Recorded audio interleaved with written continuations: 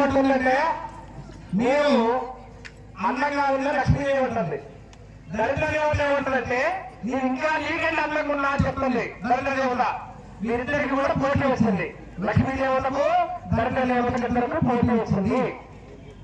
లక్ష్మీదేవిని నువ్వు అందంగా ఉన్నావని చెప్పిన వరకు పొరపాటున దరిద్ర దేవత వాడి ఇంట్లో పోతే వాడిని మొత్తం కూడా ఏమీ లేకుండా సర్వనాశనం చేసింది. పోనీ లక్ష్మీదేవికి నువ్వు అందంగా వచ్చావనుకో వాడి ఇంట్లో వెళ్ళిపోతే వాడికి కూడా ఏమీ లేకుండా చేసింది. ఇప్పుడు లక్ష్మీదేవి అందంగా ఉంటుందా దరిద్ర దేవత అందంగా ఉంటుందా చెప్పండి అమ్మా. మీరు చెప్పండి స్వామి. లక్ష్మీదేవి అందంగా ఉంటుంది. లక్ష్మీదేవి అందంగా ఉంటే నువ్వు చెప్పినావు.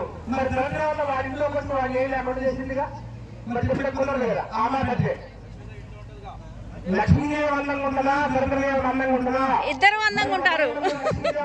చెప్పాలనుకోండి దరిద్రదేవత వచ్చేసి నువ్వు మొత్తం ముట్టుకోరు పార్టీ ఏమి లేకుండా చేసింది.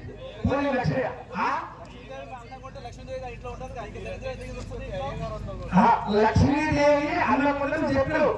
మరి దరిద్రం వచ్చి ఏం లేకుండా చేస్తున్నారు ఏముండదు నీకు. ఇద్దరు అందంగా ఉంటారు స్వామి.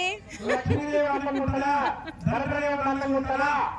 ఇప్పుడు మీరు పుట్టిన పెద్ద వస్తువులు భక్తులు పేరంటాలు చెప్పాలి. ఇద్దరు కాంబినేషన్ ఎవరు అందంగా ఉంటారు? లక్ష్మీదేవి అందంగా ఉంటుందా దరిద్రదేవి అందంగా ఉంటుందా? వినిపిస్తారా మీకు? అందరికి వినిపిస్తాడా? వినిపిస్తాడా? ఏమిటి నేను చెప్పు.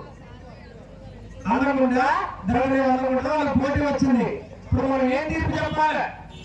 లక్ష్మీదేవి అందంగా మీరు చెప్పారనుకోండి దరిద్రదేవత వచ్చి మనల్ని మొత్తం ముట్టుకోవాలి. దరిద్రదేవత అందంగా చెప్పలేదు లక్ష్మీదేవత అక్కడి నుంచి ఆ ఇంట్లో నుంచి వెళ్ళిపోవాలి. అది కష్టమే. కాబట్టి లక్ష్మీదేవత అందంగా ఉంటుందా దరిద్రదేవత స్వామి అందంగా ఉంటుంది చెప్పు. లక్ష్మీదేవత అందంగా ఉంటుంది. మరి దరిద్రదేవత ఇంకోటిగా అందంగా ఉంటుందా?